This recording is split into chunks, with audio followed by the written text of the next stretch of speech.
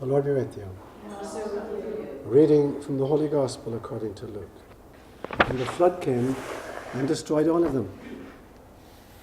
Likewise, just as it was in the days of Lot, they were eating and drinking, buying and selling, planting and building. But on the day that Lot left Sodom, it rained fire and sulfur from heaven and destroyed all of them. It will be like that on the day that the Son of Man is revealed. On that day, anyone on the housetop who has belongings in the house must not come down to take them away. And likewise, anyone in the field must not turn back. Remember Lot's wife. Those who try to make their life secure will lose it, but those who lose their life will keep it.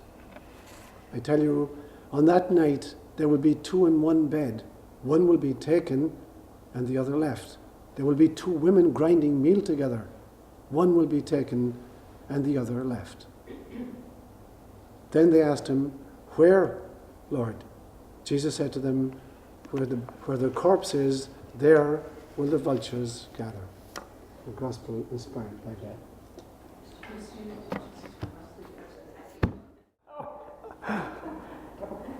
So, two of the greatest gifts we possess as human beings are pattern recognition and the ability to make inferences. So pattern recognition is really, really, really strong in us. Typically, if you give us just a few pieces of a puzzle, we'll figure out what the thing looks like. And this, we need it for evolutionary reasons. If you're a caveman walking in the forest, and in the middle of the bushes you see like a piece of a tail and an ear, you can begin to kind of figure out what's behind there, some kind of a wild animal, some kind of a big tiger or something. And so you can put the whole thing together. Just given a few little pieces, you put the whole thing together. So we got this extraordinary penchant for putting together, recognizing patterns from just a few little pieces of the data. And this becomes really, really important for us. Now, the thing is that it's such a strong instinct in us that sometimes, even when the patterns don't actually exist, we imagine that they do. So we love to sit down and look at clouds in the sky and say, "Oh, can you see the elephant over there? Oh, that's a kangaroo." So we'll make them up even if they don't exist. Or you get periodically these people who saw the face of Jesus in a burrito, and everybody's crowding around this little Mexican restaurant wanting to see the burrito that looks like the face of Jesus. So we'll make up patterns if patterns don't actually exist. And it is so strong in us that if you distort the pattern, it is really cacophonous. So there are tests being done, for instance, with newborn babies. If you show a newborn baby a cardboard piece with two eyes in it and a smiley mouth, the child will smile. If you distort the picture and you put the two eyes on the same side of the nose, the child will start to cry. Because built into the child is the ability to recognize a human face, and if you distort the features significantly, it really upsets the child. And so patterns, our ability to recognize patterns is really, really, really huge. So this is true not just visually. We recognize patterns in many, many different ways. We recognize it through sounds. So for instance, if you hear somebody in a restaurant, let's say you're traveling in Europe, and you hear a conversation behind you, and you recognize, oh, those are English speakers. They're speaking English language. So there's something about the patterns of the language that you recognize. But you can also recognize, if you listen carefully, oh, they're American speakers of English. So you can fine-tune the fact that there are some patterns that recognize, that tell you they're speaking English, but they're not Australian, or they're not Irish, or they're not English, they're Americans. And then if you're really good at it, you can say, oh, and they got Texan accents. So they're speaking American English with the Texan accents. And if you actually know the people, you can know exactly, oh, that's Michael, or that's Mary, or whatever. So the patterns within the sounds also allow us to recognize. It's true even of our sense of smell. You recognize grandma's perfume. You move into a room, you can recognize grandma's perfume or grandpa's pipe smoke. And we can even recognize it by touch. Somebody puts their hand on you, and just by feeling the hand, you know exactly how it is. So patterns is really, really strong in us, the ability to recognize patterns. Now the second thing then is inference. Another great quality we possess as human beings is we can then start inferring. We start putting patterns together in some kind of connective way, and we start creating correlations between them, or causation, that A causes B, pattern A inevitably leads to pattern B. So we start inferring causation or correlation between them. And this allows us then to go to the third thing. When you put these two together, pattern recognition and the ability to make inferences, then you can kind of recognize stuff like cosmic laws. You can infer how the universe works. You can infer, the law of gravity, as Newton did. Or you can infer mathematical correlations. So no matter how big a circle is or how small a circle is, if you measure the circumference and you measure the diameter, you find all of a sudden, oh my God, it's always the same. It's always the same. If you divide the diameter by the circumference, you always get a number called pi.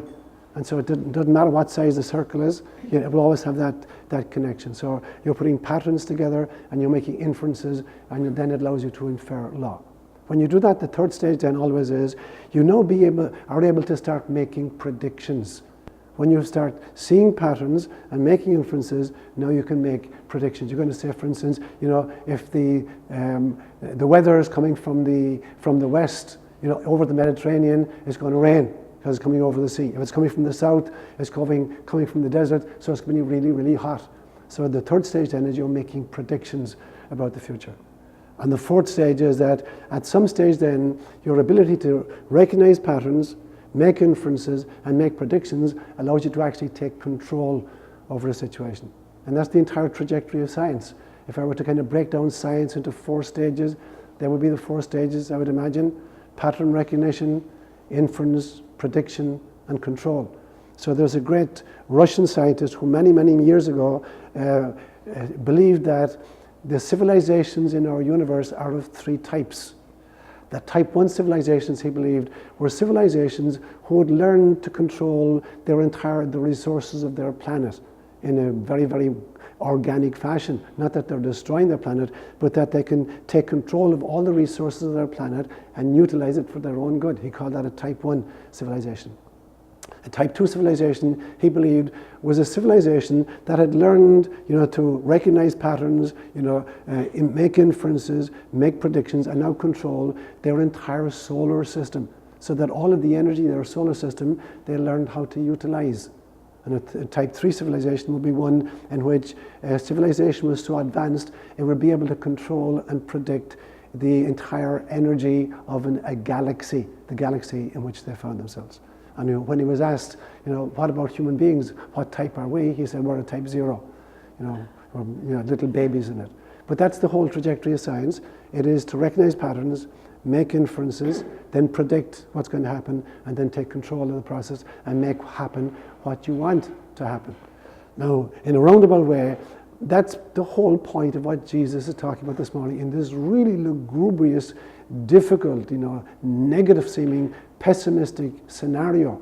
This is precisely what Christ is saying. There is a science to spirituality, and the science of spirituality consists of the very same 4 stages, it seems to me. And the first one is pattern recognition. Now it's interesting, the first reading that Jane did for us, the Book of Wisdom says the very same thing. Why was it that people who could infer the laws of the heavens couldn't infer that there must have been a maker behind them? So instead of worshipping the sun and the moon and the stars, why didn't they realize that these were merely the handiwork of some kind of a previous cause? And so they recognized the patterns, but they made incorrect inferences. They thought that they were looking at gods instead of realizing this was the handiwork of something that lay behind those. So they got stage 1 according to the Book of Wisdom, but they didn't get stage 2. And here, this is what Jesus is talking about. He says, just as it was in the days of Noah, people are eating and drinking and marrying, getting married, right up to the day that Noah entered the ark, and then the rest of them all died. So it will be like in the day of Lot. When Lot left Sodom, it rained down fire and brimstone, and everybody else was killed. So Christ is not being lugubrious or pessimistic. He's saying you have to recognize patterns, and then you have to make inferences from the patterns, and then you have to be able to predict what the patterns are going to lead to, and then take control of the process. And he's talking about then our individual spiritual lives and our lives as communities, or our lives as a global family, that we have to look at the patterns of our behavior. Make inferences about what's causing what. Then predict, you keep doing this, that's what happens. If you don't like that outcome, stop doing what you're doing, as individual people, as small communities, or as a global family of human beings. So it's not a pessimistic, dour scenario when you really think about it. It's, guys, wake up and smell the coffee.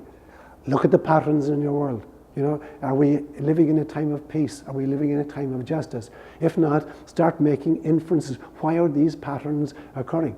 Now, can you predict what's going to happen if you do A instead of B? Can you predict what's going to happen? Do you like the outcome of A? If you do, keep doing it. If you don't like the outcome of A, do something different. And then you take control of your own spirituality as individual people, as communities, and as a global community. So it's not a dour, pessimistic, it's Christ waking us up to the realization that there really is a science to spirituality. And it consists of these 4 stages, it seems to me. Recognizing patterns, making inferences, predicting what's going to happen, and then taking control of the process. Margaret. Well, what about the business of 2 are there, 1 can be taken? Okay. I don't get that. One person is going to wake up and smell the coffee, literally. 2 people, you know, apparently in similar circumstances, but one person is awake. One person is recognizing what the patterns are. She's making the inferences, you know, she's making predictions about if I continue to live in this kind of a way, here's what's going to happen, and then I take control, you know, and I do something different. I act with love and mercy and justice, and the other person is into gossip or, you know, destroying people's reputations or whatever it is. And so they look exactly the same, but they're very different. One is awake and the other is asleep. Yeah. Could that also mean that the same person with 2 split, not split personalities, Okay. but Right. I don't know how to say it, the struggle. Totally. The struggle within all of us. Absolutely. The good and the evil. You're absolutely the right. shadow, Right. the bright Right. light. You're absolutely right. Absolutely right, Marjorie. So that line goes down not just between two people, that one person is good and the other person is bad. It runs down to the middle of everybody. You know, it's the division between the unawake ego and the soul. And so to the extent that, you know, that we're asleep ourselves, some parts of it are awake and some parts of us are asleep. Every one of us has shadow material. And as Carl Jung kept saying, the shadow is 80% gold, it is 80% unrealized potential, and to that extent that there's unrealized potential, we're asleep at the wheel, you know, and 20% is repressed trauma, stuff we're not dealing with from earlier stages of our life. And so within every single one of us, that line runs down. There's shadow material. In the best of us, there's shadow, and in the worst of us, there's light. So it's a question of trying to, you know, bring the shadow material in the self to awareness, and then heal it or exercise it if it's potential, you know, and to heal what's of shadow. Yeah.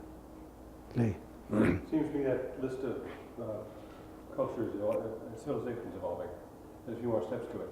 Okay. After you get to step 3, should be a step 4, Okay. where the culture learns it doesn't need to control anything. Okay, brilliant. Okay, so Lee is suggesting. I've been inspired by an inspirational saying recently that says, "Let that which made you, trust that which made you will sustain you." Trust that which made you will sustain you. So it's a question then of letting go of control. So I think there are 2 kinds of control.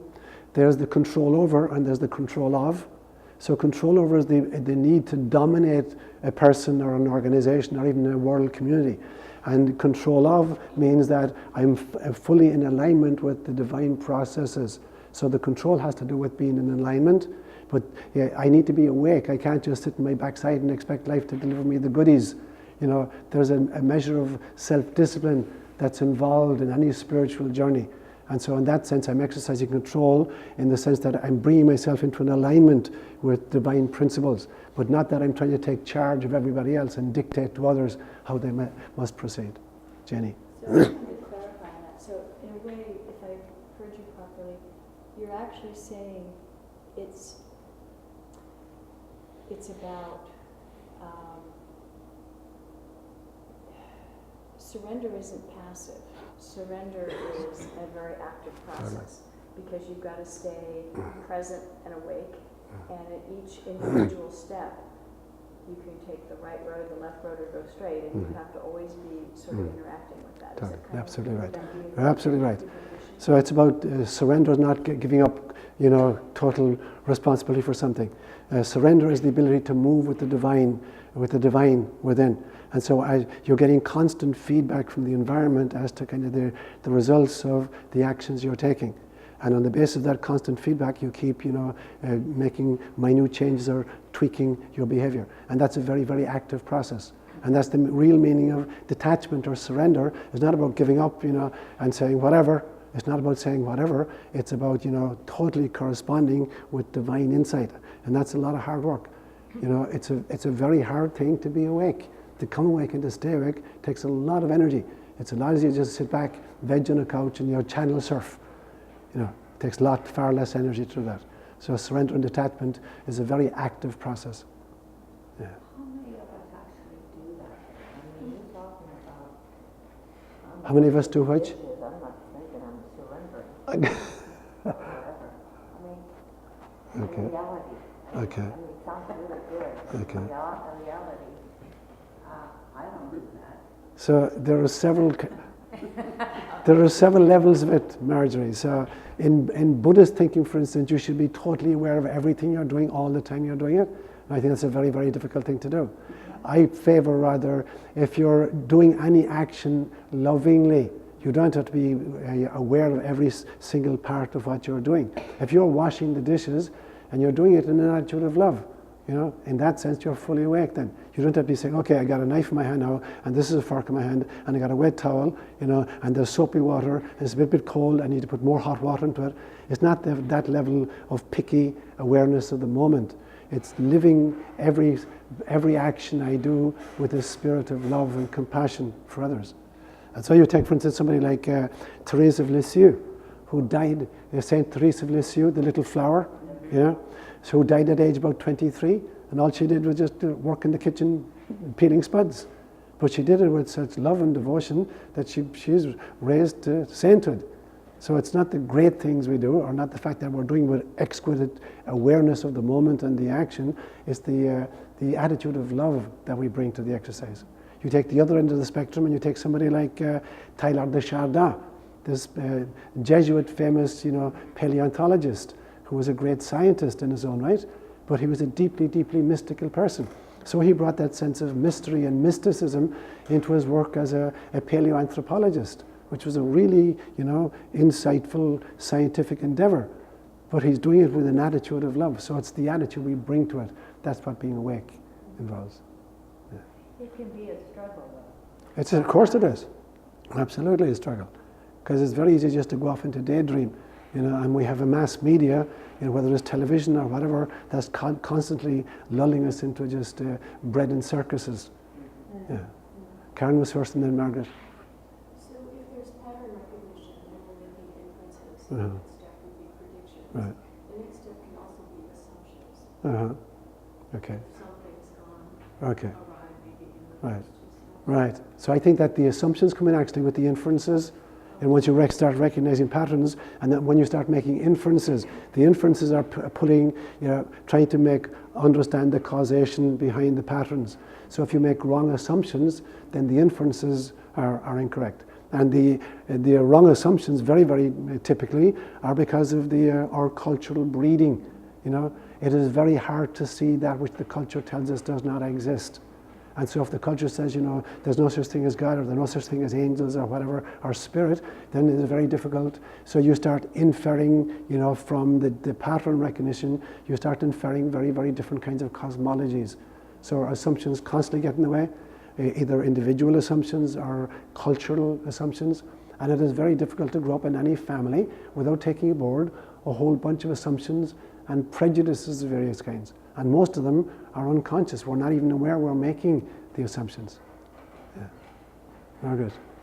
Well, I was thinking of what Margie said, and I think that you've been through this process over and over and over with a great deal of attention and awakeness, that sometimes when you see it again, you just jump right from the observing it to what you've learned is the right thing to do. Right. So it's not giving up, it's wisdom between it all or just saying, well, whatever, you know. It isn't that, because you will see that in this kind of situation, this is the best thing to do, and you've done it before, Right. you've done it before, you've done it before. Right. So it isn't necessarily giving up. It is Right. just, this is the best thing to do. Right. You're absolutely right. And it's also a fact that our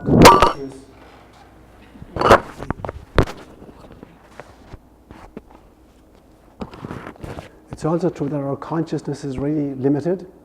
You can overload the conscious psyche very, very quickly. If I were to give you 2 pieces of paper and say to you, and 2 pencils, and I say, I want you to draw a circle with one hand and a triangle with the other hand at the same time, you couldn't do it. Yeah.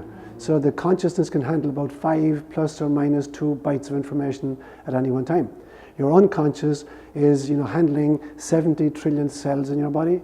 It's handling 2,000 different hormones in your body. It's regulating your heartbeat, your blood pressure, your respiration rate, all these things. And so we have to give to the unconscious tasks that we've mastered. So you think, for instance, when you were learning to drive a car, how much you had to be attentive to, oh, no, I've got to shift gear, no, I have to put my foot in the accelerator, no, I have to put my foot in the clutch, no, I have to look in the rear view mirror. So everything was in consciousness, and it was very, very difficult. When you mastered it, you can relegate that to the unconscious. So now you go out and you drive, and you hold conversations, and you're putting on the radio, and you're commenting what's happening outside, and the thing is effortless.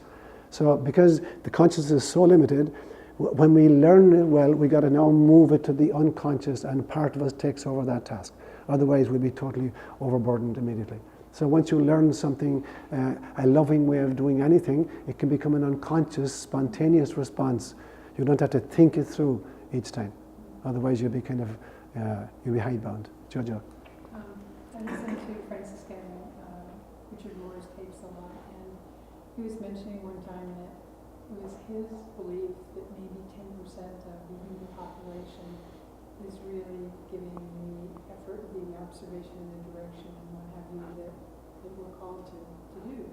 And then it's very easy for that 10% to look at the 90% and say, oh, you're not awakened yet. But that's not the point. The point is that we all move in and out of being more awakened or less awakened in our lives. And I would like to say God's not finished with others yet.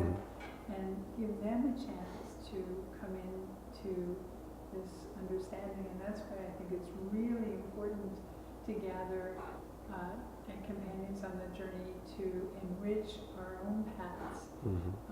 Because I know you can sort of, quote, do it on your own by through reading and various other things. But when we come together as community and pray together as community, I think that helps energize us to continue to Right. Yeah, totally. So you're right. I mean, it doesn't matter in some senses what part of the body is taking nutrients in. The entire body is benefiting from it. So whatever portion of the population is quote unquote awake, and is doing stuff that's bringing us into Christ consciousness, the entire human community is benefiting. So it's not a question of saying who's awake, who's asleep, and giving kind of grades to us. It is, to the extent that anyone is awake, they're feeding the rest of us, and the entirety is being fed. And Christ consciousness is developing, wherever the nutrients are coming from, or whatever the medium is, doesn't particularly matter. Jane. Okay, so in the model that you started and people have added to and built, where does serendipity and wisdom fit? Okay. So when you say serendipity, are you talking about just randomness or kinds of just luck? Or? That's a good question. This can mean a lot of things to a lot of different people. What I call serendipity is a lot of times you're going along and something unexpected happens, something comes in. It can come in through a person, it can come in through a sequence of events. But ultimately, when you look back on it, you realize that it's a much more elegant solution than you yourself could have ever imagined, let alone facilitated. So I'm talking about that aspect. And then wisdom for me is just those little nudges of guidance that we get that if we are willing to follow them don't make sense, but ultimately do. Right. So I think they're very, very closely related. Serendipity in the way you're defining it, which is beautiful, and wisdom. So for me, the serendipity is the realization that when we incarnate, we only take a tiny portion of our soul self into incarnation. There's another part. So Hinduism distinguishes between Atman and Jiva. Atman is that portion of the soul that doesn't incarnate, and Jiva is that aspect of soul force that does incarnate, but there's a connection between them. And so there's constant, downloading coming from Atman, inspiration of various kinds, intuition of various kinds, dreams, synchronistic experiences, visions. So it's constantly giving us reminders about who we really are. So serendipity really is Atman, nudging Jiva when Jiva is in incarnation. And then the wisdom is for me, wisdom is being aware of how the metaphysical cosmos works, whereas knowledge is how the physical cosmos works. So there's a metaphysics that tells us how the world, of which the physical world is merely a hard copy or a printout, how that world works. And wisdom is the ability to be plugged into that. So both wisdom and serendipity then are coming from a different level of the self or a different level of source. Yeah. Nowhere, so Jiva would be my higher self that's connected to source. But let's say, for example, where does Mother Mary come in, or Jesus? If I'm to pray to Jesus and I actually get an intervention, that how did Atman and how did that look? And so the truth is, all of us are just bite-sized pieces of God. So the sun ray that's coming in this window and the sun ray that's coming in through the window in the door are coming from the same source. That one is just plain kind of white glass. This one is coloured in various ways. They're coming from the same source. So that might be Mother Mary, an extraordinarily luminous character, and that may be like one of us back there. But they're all coming from the same source. And so ultimately the entire thing is interconnected. It's the dance of God, experiencing incarnation, and all the parts fit together, and all the parts, help each other out. And this is the real meaning of the communion of saints, that everything that exists is a manifestation of source, and all of it, dances together and can be of assistance to each other. Yeah. Okay. Is that Mother Mary or? Mother Mary's calling. Mother Mary's calling. Okay, Karen. So I think everyone has these experiences with things that were problematic at a different time in life. So Right. more about that. Right. And even though those things still sort of parade in front, you realize that you doesn't have the same thing going on. So were those things then, did they just become part of your unconscious? You just start reacting to the world then in a different way? Well, there's a law, for instance, in homeopathy or in naturopathy, natural medicine, that acute conditions drive out chronic conditions. So if you got a chronic illness, arthritis or whatever, and all of a sudden you stub your toe with a hammer, all of a sudden you're totally unaware of your arthritis and you're running, hopping on one foot. You try doing that the rest of the time and you can barely hobble along. Now you stubbed your toe and all of a sudden you're hopping along like on a kangaroo. So acute situations always drive out chronic conditions. And so the acute condition of being in the present moment always drives out all past kinds of trauma. And so the kind of cumulative effect of the bad stuff that happened to us over the course of our lifetimes, if we're living in the present moment, that fades into the background. It becomes just grist for the mill of our growth. We're not paying attention to it anymore in the sense that we're not fretting about it, or we're not angry about it, or we're not trying to create revenge from it. It's just become part of our experience, and it's led to a present moment that we're trying to live with full awareness and with compassion and with love. And the other stuff then just becomes grist for the mill of our growth. I'm going to call it a day, guys. I need to go to work.